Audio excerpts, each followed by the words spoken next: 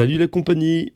Dans cette vidéo, nous allons donc procéder au soclage et au montage de toutes les figurines présentes dans cette boîte.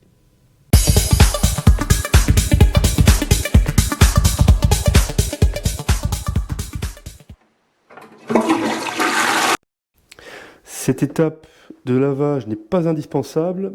Moi, je préfère en faire une pour dégraisser mes figurines.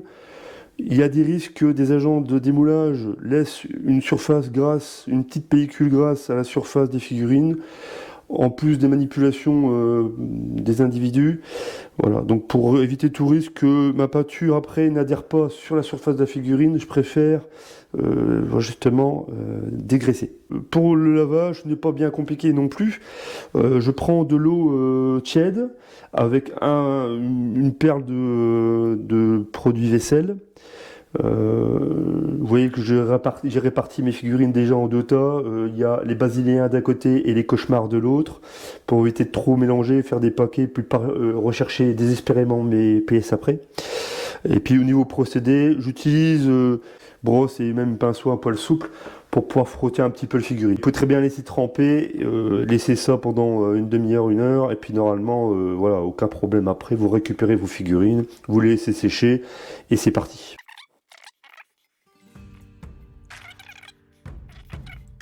Pas d'eau chaude, pas d'eau bouillante. Bon, ça va déformer vos pièces, hein. Même comme ça qu'on redresse certaines pièces de travers. Donc c'est pas, voilà, c'est pas souhaitable. Alors, des fois j'utilise un écumoire comme ça pour pouvoir faire des bains, mais c'est voilà, c'est un peu plus pratique pour éviter de chercher les petites pièces à droite et à gauche.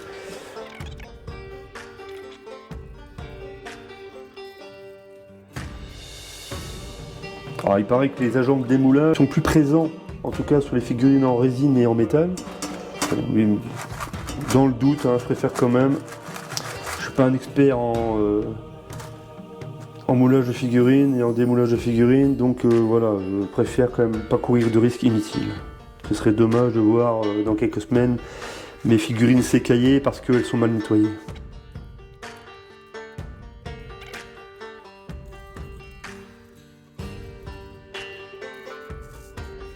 Alors, il faut toujours un petit peu de méthode et un petit peu d'ordre pour éviter de perdre du temps, en fait, tout simplement pour la suite des événements.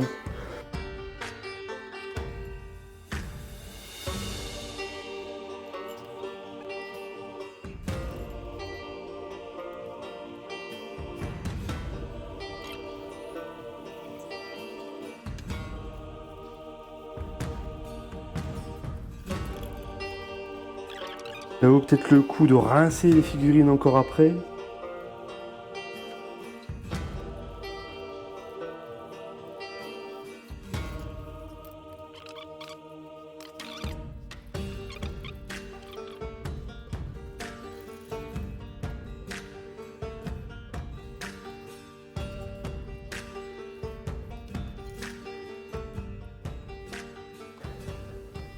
Il n'y a plus qu'à laisser sécher et on passe à la prochaine étape, le soclage. Pour moi, c'est une étape à ne surtout pas négliger. Le socle met en valeur la figurine. C'est un peu comme le cadre pour un tableau, l'écrin d'un bijou. Vous donnez vie en fait à votre figurine en la plaçant dans un environnement. C'est une étape en plus où le modéliste peut s'exprimer. Et pour les moins courageux, on peut opter pour le socle transparent qui s'adaptera à toute l'étape de jeu. Les cartes de faction indiquent le type de socle à utiliser. C'est écrit ici en haut à droite.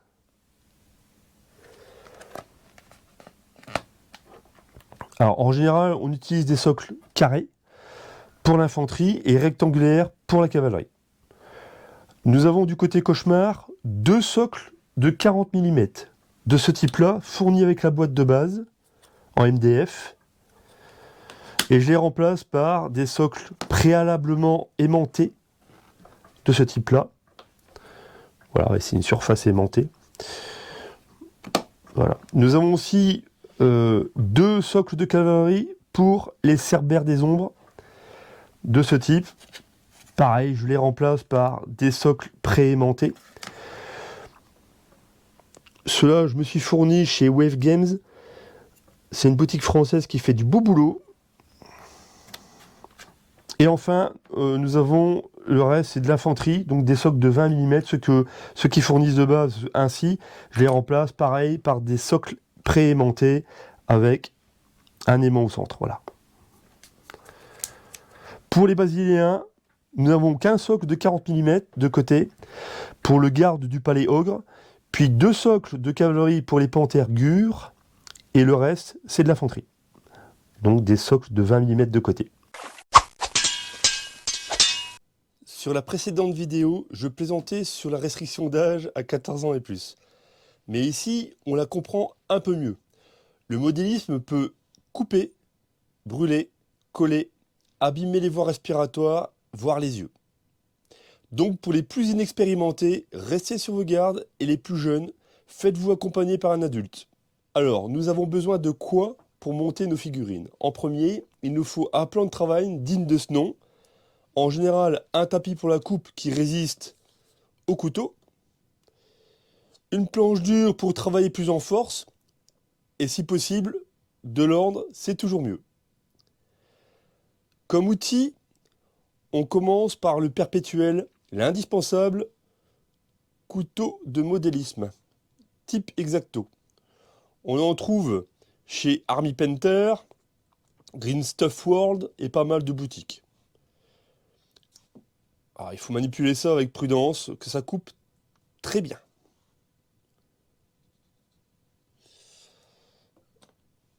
Ensuite, nous avons parfois besoin de lime. On trouve ça dans tout bon magasin de bricolage, c'est assez commun. Puis, nous avons besoin d'une pince de modéliste. Alors, faite pour dégrapper au plus juste, elle permet de couper au ras de la figurine. Elle a un profil assez particulier. Vous voyez, de ce côté. Pour le gros œuvre, surtout histoire de dégrossir une pièce, une grosse pince de ce type peut être intéressante. Elle sera surtout utile pour la résine et le métal. Nous passons à tous les types de colle. Alors pour commencer, nous avons la colle plastique qui permet de faire fusionner les pièces entre elles. Celle-ci est de marque Revell, donc une marque bien connue dans le maquettisme. Après, nous avons les super glues. Une ici avec, c'est de marque chinoise, avec l'accélérateur ou le réactif. Alors il faut se méfier en manipulant cette colle parce que comme elle est très liquide, quand vous vaporisez l'accélérateur, ça éclabousse. Et donc ça brûle, quoi. Voilà. Donc à manipuler avec prudence. Après maintenant, le résultat de l'accélérateur est immédiat. Nous avons des super glues un peu plus communes.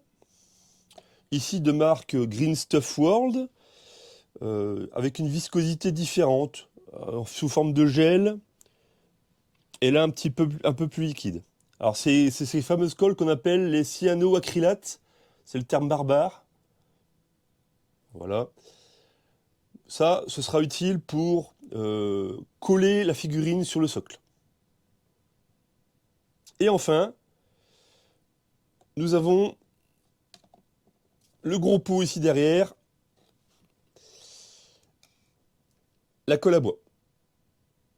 Alors ça, ce sera utile principalement pour coller les graviers, voire les herbes sur le socle, donc pour la partie soclage. Maintenant, passons à l'ébarbage. L'étape de l'ébarbage est un peu fastidieuse. Si vous n'êtes pas trop regardant, vous pouvez la passer. C'est vrai que pour une armée complète, dans la masse, on ne verra pas grand-chose. Par contre, pour les figurines isolées du type généraux, héros, gros monstres, voire les véhicules, c'est souhaitable. L'ébarbage consiste à supprimer toutes les imperfections de la surface de nos figurines. Genre les bavures, les lignes de moulage et les points d'attache. Alors, je vais commencer par les cauchemars. Puis je passerai au basilien, bien évidemment.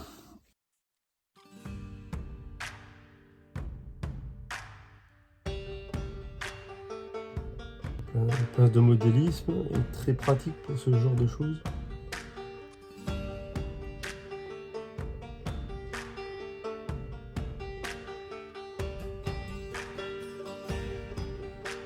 Alors d'abord je réunis toutes les parties du corps, jambes, tronc, bras, tête. Je les débarbe et puis après je passerai au montage.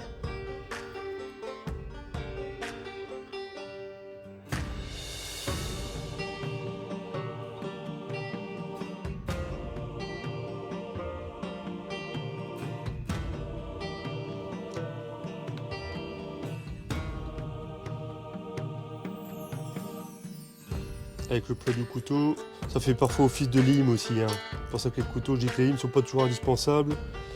C'est intéressant les limes quand vous avez des grosses pièces. Alors, en général, sur des petites pièces comme ça me paraît un peu superflu. Bon, c'est un peu fastidieux ce que je disais tout à l'heure, c'est un peu long. Je vais ramener un petit peu de lumière.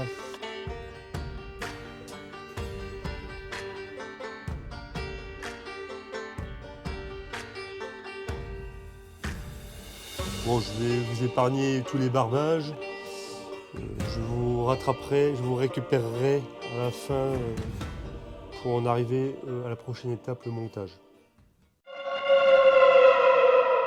Voilà, j'ai effectué tous les barbages de tous les cauchemars.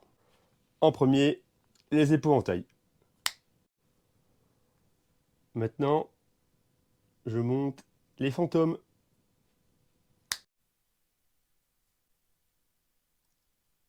Les bouchers. Les horreurs.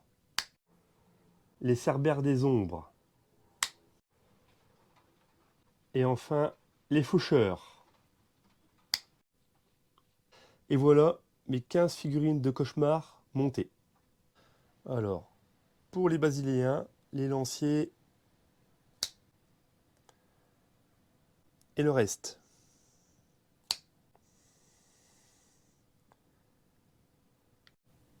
Voici donc les basiléens finis, terminés. Il reste donc une dernière étape de souclage. Alors, la dernière étape consiste à agrémenter les socles de gravier en collant ces graviers à l'aide de la colle à bois. Libre à chacun ici de mettre des plus gros cailloux. Voilà. Moi je vais mettre simplement des graviers très simples, très fins et du sable. J'y vais généreusement avec la colle à bois. J'utilise un pinceau, un vieux pinceau, plutôt que de mettre à la poubelle. Voilà. Il servira à ça pour étaler la colle à bois. Et c'est pareil, pas bien compliqué.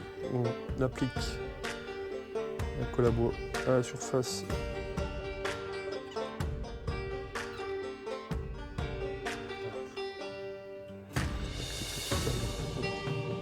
Ça.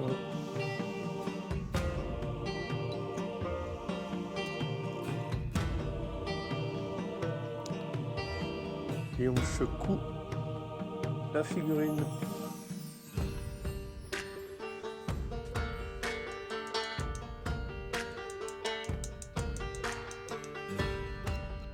Et voilà, c'est propre.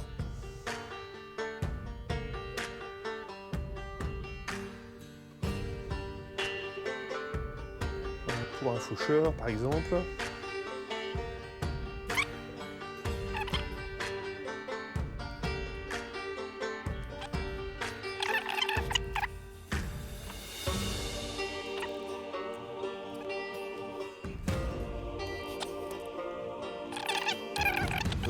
Ce résultat-là.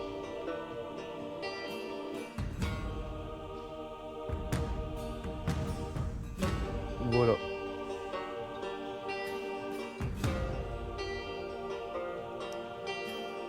Je fais le reste des figurines.